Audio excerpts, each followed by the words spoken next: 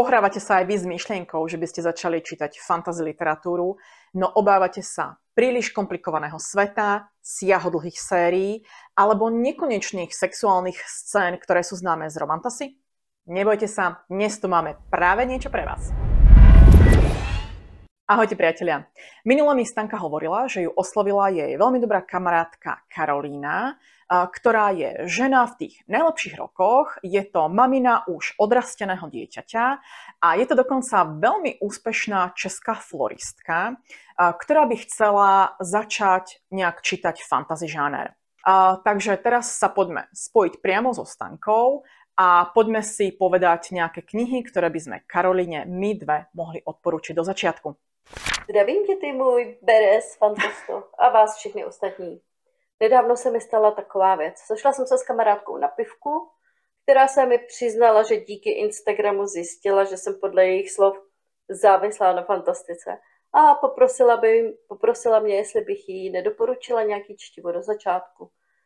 Bylo to chvilku po tom, co viděla Zaklínače, do kterého jsem jí prý taky namočila já, protože neustále básním o Henry Cavillovi. No, tak tu si dovolím do toho vstúpiť, pretože takto vyzerá Stankina kancelária a takto vyzerá Stankina obývačka. Já se ti přiznám totiž, co nechci. Já nechci, aby šla do knihkupectví a aby tam našla regál s romantazy. Ale Stanka, čo je na tej romantazy tak zlé? Veď minule sme si odporúčali Štvrté krídlo. No. Já jí chci prostě opravdu otevřít tu cestu jako té klasičtější fantastiky a dostat jí trošku dál do kvalitního čtiva. Takže Ted Williams, Tolkien, já nevím, jestli to dá, ale strašně bych si to přála. No, Stanka, Tolkien, tak toho som nedala ani ja a ja tam tiež mám také obavy, že či ma ten pán bude baviť. Ja absolútne vnímam všetky jeho kvality, ale skúsme Kai možno, že do začiatku odporučiť niečo trošku modernejšie, prosím. Že ona je taková něžná duše a dokáže ocenit krásu. Ona je totiž mistryně České republiky ve floristice a zrovna teď nás reprezentuje na mistrovství světa v Holandsku. Chápeš to? Ona tam prostě teď je, když já ti tady nahrávám tu zvukovou stopu. Já bych jí tak strašně přála nějaký umístění, nějaký dobrý umístění, protože ona je výborná. Kájo, držím palce. Tak ja už len doplním, že Kája má už po súťaži a vyhrala nádherné 11. miesto, takže Káji naozaj obrovská gratulácia. No a keďže o tebe viem, že páčil sa ti Harry Potter, ale Pána prstenov toho sfilmovaného považuješ za také temnejšie dielo, ja ti rozhodne odporúčam knihu od Naomi Novik a to je V zajati zimy. Ide o naozaj nádherný, skoro až taký rozprávkový príbeh, ktorý má v sebe zakorenenú slovanskú folkloristiku, čiže myslím si, že práve toto by ťa mohlo zaujímať, možno, že aj ako floristku. Príbeh sa odohráva v krajine, ktorá veľmi vzdialene pripomína staré carské Rusko, ktoré sa hlavne v období zimy mení na veľmi nebezpečnú krajinu. Do dedín, totižto z lesov, vchádzajú starikovia, čo sú vládcovia zimy, ktorí majú schopnosť celú krajinu ponoriť do nekonečného ľadu. Naša hlavná postava je mladá dedinčanka Miriam, ktorá je dcérou veľmi neúspešného úžerníka. Jej otec totižto vie peniaze len požičiavať, ale čo sa týka vymáhania dlhov, tak tam už má jej otec veľmi veľké nedostatky. Keď sa rodina ocitá skoro na prahu chudoby, Miriam sa rozhodne tieto dlhy za otca chodiť vymáhať. Prekvapivo je vo vymáhaní dlhov veľmi úspešná a v dedine sa dokonca začnú šíriť chýry, že dokáže meniť striebro na zlato, pretože sa pravidelne vracia domov s mešcom plným zlata. No a keď sa tento chýr dostane až k ušiam vládcovi starikov, ten sa samozrejme rozhodne milú Miriam uniesť, aby tak využil jej čarovné schopnosti sám pre seba. Možno sa vám zdá, že tento setup je až príliš rozprávkový, ale môžem vás uistiť, že nejde ani o plitku, ale ani o dejovo jednoduchú knihu. Máme tu 3 pohľady, z ktorých je dej rozprávaný a každý pohľad je naozaj veľmi originálny. Famózna je hlavne tá atmosféra tej zimy a keďže nám leto už pomaly odchádza, prichádza jeseň a takéto sichravejšie počasie, ja si myslím, že práve tento typ knihy je vhodný pre zrelú maminu, ktorá príde domov uťahaná z práce a chce si sadnúť k niečomu veľmi originálnemu, ale k niečomu, čo má dej, ktorý sa dá ľahko sledovať, nemá komplikovanú mágiu, ale napriek tomu je to fantastická kniha. No, tak Noviková mě zrovna nenapadla. Škoda. Dobrý nápad. Jak jsem stála před tou knihovnou, tak se mi vlastně Noviková ani nemohla vybavit, protože já ji doma bohužel nemám. Ale padly mi do oka takový ty jako nejhnusnější obálky, co doma mám. A to jsou ty Miss Borní od Brandona Sandersona. Vůbec jako říkala jsem si, můžu jí doporučit tu sérii? Můžu si troufnout dát starší čtenářce do rukou věc, o který si jako... No, nejsem si s ní úplně sama jistá, protože co se týče Sandersona, já spíš fandím Rošáru. Můžu jí dát do ruky knihu, o který si myslím, že ačkoliv se tváří jako epická fantasy pro dospělí, já stále trošku tíhnu k tomu jí sunout více k young adult. Hlavně kvůli hrdince příběhu. Proč jsem jí teda nakonec ten první Miss Born půjčila? Chceš to vědět? No jasné. No, tak jo. Protože, hele, představ si, že na tebe z oblohy padá popel. V noci se ztrácíš v mlhách a celý svět, ve kterým žiješ, působí, že se za chvíli beznadějně ponoří do děsivých temnot.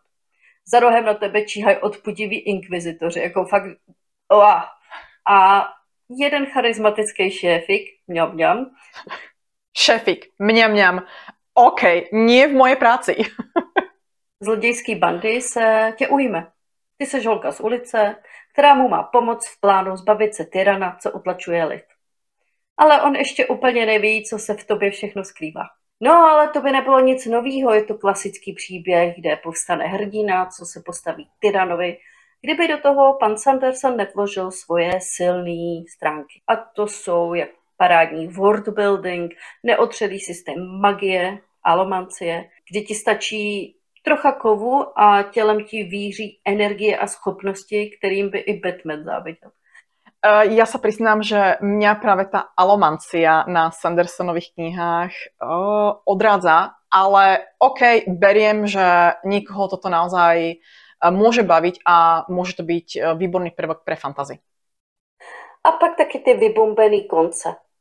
Takže jestli se jí Miss Born zalíbí, má velkou šanci, že jí brzo pohltí Rošár.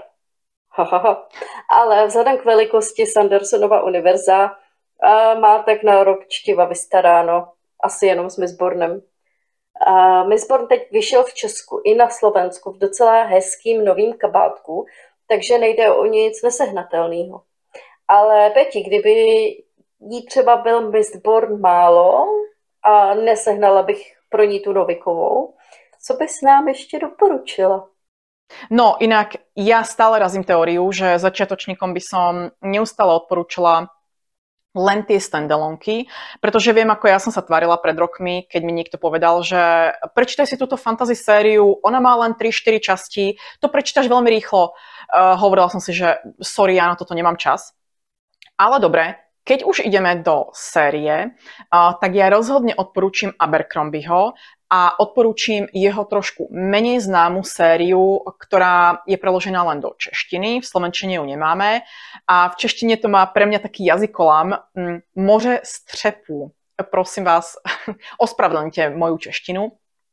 Ale táto séria, napriek tomu, že má 3 diely, tak dá sa povedať, že sú tak utlučké, že sa kľudne môžu čítať ako jedna taká hrubšia standalonka. Jej prvá časť sa volá Polovičný král a dej pripomína taký veľmi dobrý historický román.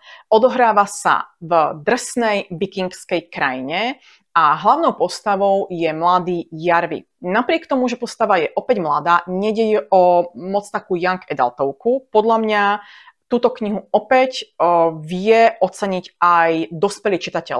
Ja som ju čítala ako 45-ročná a naozaj som si ju veľmi užila. Náš mladý Jarvi je najmladším synom kráľa a bohužiaľ sa narodil s deformitou ruky.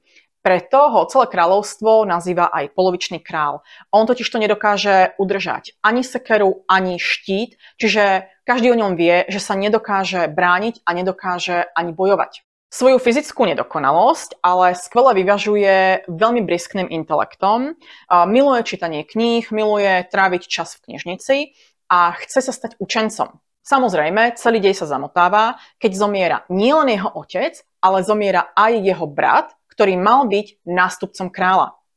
Z nášho Jarviho sa z ničoho nič stane nový nástupca, o ktorom ale každý vie, že nemôže byť kráľom, pretože nedokáže držať meč v ruke. Pre pozostávajúcu rodinu je teda skôr príťažou a samozrejme rodina sa ho snaží odstrániť. Jarvi sa ocitá ako vydedenec a vyhnanec kráľovstva a vtedy sa naštve natoľko, že si povie, že ja vám ešte ukážem. Nevadí mi, že som kripel, ale ja ten trón získam nazad.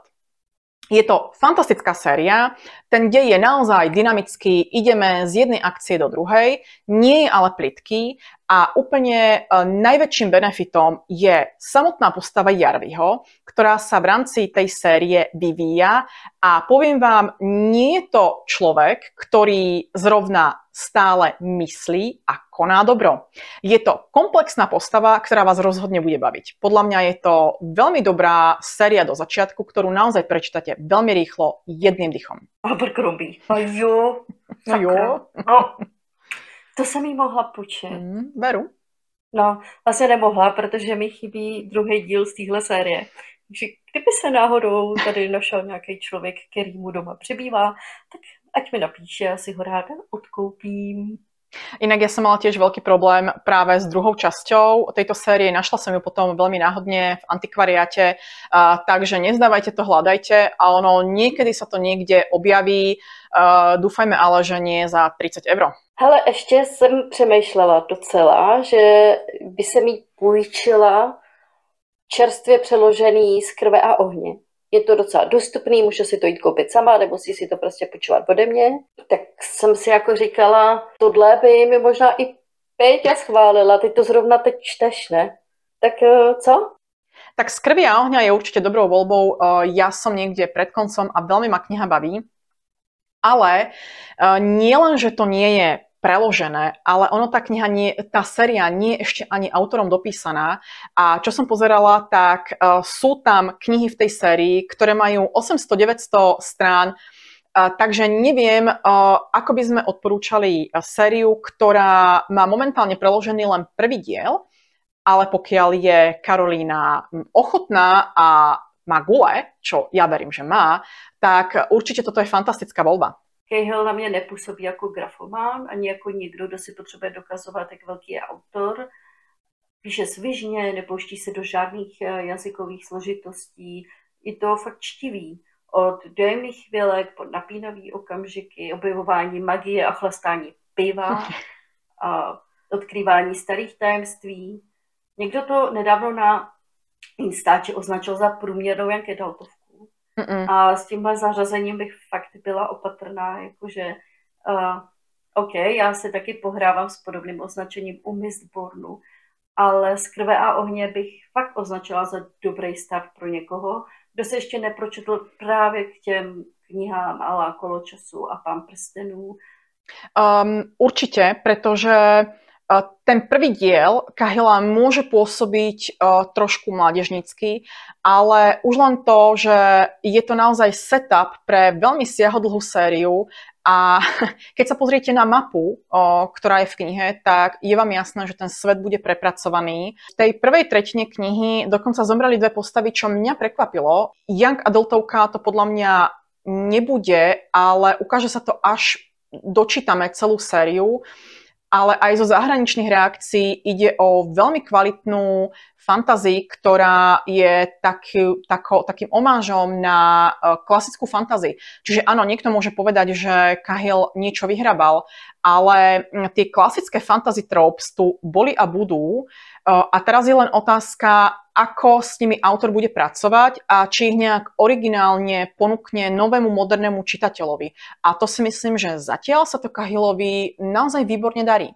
Jo, je to pro někoho, kdo chce dobrodružný, epický fantasy, pomalu se ze stodoly zrodí vším hrdinou, ale jediná nevýhoda téhle série je, že v Česku vyšel teprve první díl, takže pokud tě to začne bavit, a vím, že neovládáš úplně tu angličtinu, budeš si muset počkat. Ale já bych pro ní jako dobrou alternativu a tím by byli věrní a padlí od Johna Gwynna, která jestli v knihovně neschovává poklad jako sérii trhlinových válek od Raymonda Feista, ale pochybuju. Tak John Gwynn to je absolútne že no-brainer, píše fantasticky, ale nezabúdajme, že Karolina možno, že nie je taká hydra, ako sme my dve, ktoré ideme skôr po tej grimdark. Karolina je trošku jemnejšej duše a preto ja by som namiesto Johna Gwynna odporúčila skôr môjho obľúbenca Anthonyho Ryana a konkrétne sériu Tieň krkavca. Prvý diel, Pieseň krvi, je všeobecne veľkou časťou čitateľov odporúčaná ako standalonka, ktorá sa naozaj dá čítať bez toho, aby človek pokračoval sériou. Dej máme opäť taký trošku historický, odohráva sa to v Zjednotenom kráľovstve, kde mladý chlapec, teda malý chlapec Belin al-Sorna vyrastá v 6. ráde, čo je reholný rád bojovníkov, ktorí zasvetili svoj život vojne a viere. Do toho rádu ho priviedol jeho vlastný otec, ktorý ho doslova nechal pred bránou a povedal mu: Belin, odteraz je to už tvoj život, napriek tomu, že máš 10 rokov, staraj sa o seba sám. Belinovi teda neostalo nič iné, len v tom ráde, ktorý cvičil mladých chlapcov v bojovníkov, nájsť si takú tú vlastnú novú rodinu kamarátov. A práve táto parta kamarátov podľa mňa bolo to najkrajšie z tej knihy. Tí chalani, oni neboli vôbec žiadni dokonalí, každý mal za sebou taký trošku temnejší príbeh. No, dobre, samozrejme, sám Belin bol autorom bohužiaľ vykreslený ako chodiaca dokonalosť a to bolo paradoxne tou najslabšou stránkou knihy, ale pri trošku zažmúrených očiach určite predýchate aj toho dokonalého Belina. Belin za nejaký čas zisťuje, že má v sebe zvláštny dar, taký, dá sa povedať, 6. zmysel, ktorého využívanie je ale v ráde veľmi prísne zakázané. Samozrejme, aj mladý chalan neodolá, tento svoj dar začne cibriť, začne ho využívať a tým pádom sa stane taký chodiaci terč pre ľudí, ktorí striktne zakazujú dary využívať, ale aj pre tých, ktorí sa práve tohto daru veľmi boja. Podľa mňa je to naozaj veľmi dobrá, trošku síce hrubšia fantazii, ale taktiež dosť oddychová, má veľmi jednoduchý svet mágie a pokiaľ Karolina chce skúsiť aj audioknihu, tak táto kniha je naozaj veľmi dobrá v jej audiopodobe. Anthony Ryan. No, podívejme se na kluka, kam až to dotáhne. Jo. Na tvoje doporučení na YouTube. Ale dobrý, beru. Asi bych taky doporučila. Jo. No, ale třetí knihu, kterou já bych doporučila těm, co chtějí s fantastikou začít koketovat, a není jim 10, je česká fantazie od autorky Zuzky Hartmanový a to jsou Kosti pod mechem. Zuzce se to asi moc líbit nebude, ale za mě to může být krásný start, protože byť čerpá z klasických žánrových klišé, ona je přetváří jako originální a velmi příjemný čtivo o Minotauři, válečníkovi, Nerganovi, může to říkat dobře. Je to celkem krátký příběh, ale jasně, že budete chtít, aby byl delší. Je plných soubojů a zrady a lásky a spiknutí a jako tak trošku hezky zavání tím patosem, který na hrdinský fantastice tolik milujeme. Svět Minotaurů a fungování jejich společnosti je dobře a detailně vykreslený. Mají vlastní mytologii a tedy. Je to prostě dobrá, poctivá fantazie, která zamává s vašimi emocemi, pokud nejste chladný kámen uprostřed Aljašky, že jo. Já oceňuji Zuzky tvůrčí přístup, líbily se mi ty postavy, ale možná by o těch kostech mohla říct víc ona, protože já jsem totiž úplně strašně zvedavá na to, jak se mnou nebude souhlasit. Pojďme do toho. Zuzko, máš slovo. Nech se páči. Ahoj. Není to o tom, že by se mi nelíbilo tvrzení, že Kosti pod mechem jsou knihou vhodnou pro čtenáře, kteří chtějí začít číst dospělou fantastiku. Naopak, já v zásadě s tím tvrzením i souhlasím, protože Kosti nejsou nikterak náročným textem a myslím, že i po jazykové stránce jsou v celku přístupné.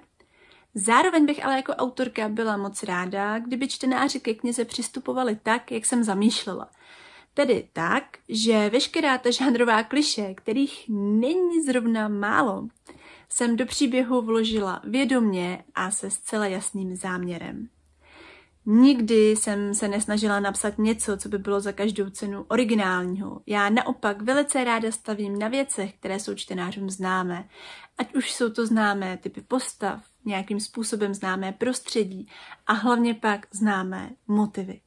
Jen se do toho snažím vnést trochu nějaký svůj maličko odlišný pohled na věc. Kosti pod mechem jsou knihou, která staví primárně na emocích, které má ve čtenářích vyvolat. Prý se u té knihy dost brečí, tak se mi to třeba i povedlo. Není to tedy něco, co je nějak přehnaně akční anebo nějak závratně vypointované. Je to v zásadě baladický příběh, v němž jsem se snažila vyvolat atmosféru fantasy 80. a 90. let, na níž jsem sama vyrůstala, a snažila jsem se jí tím tak vzdát hold. Zároveň je to můj pokus o napsání, řekněme, soudobého hrdinského eposu.